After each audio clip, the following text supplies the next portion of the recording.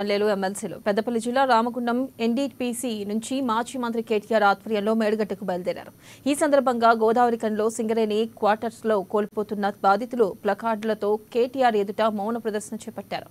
రోడ్ల విస్తీర్ణ, shopping complex నిర్మాణం కోసం తమ నివాసాలు కూల్చివేయడం కరెక్ట్ కాదన్నారు.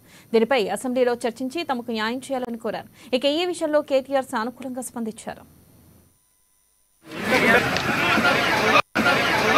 రామగుండం నియోజకవర్గంలో అరాచక పాలన రాజ్యమేలుతున్నది.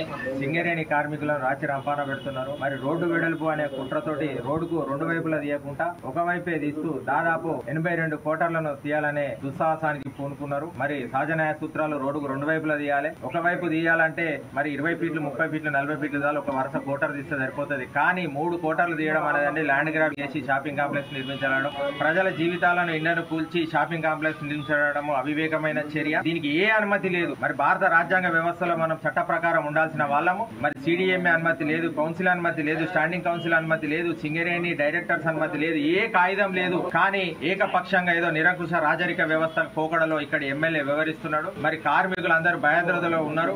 సింగరేణి కూడా కరప్ట్ అయింది. సింగరేణి అత్త సొమ్ము అల్లుదానం చేసినట్టు ఏకపక్షంగా మరి రాజకీయ నాయకుల సంఖలో దూరింది. మొత్తం రాజ్యాంగ వ్యవస్థలందరూ కూడా మున్సిపల్ శాఖ గానీ ఎవరైనా గానీ ఎవరు కూడా మా చేతులు కట్టివేయబడ్డా అంటున్నారు. మేము హైకోర్టును ఆశ్రయించినాం. కానీ ఇక్కడ ప్రధాన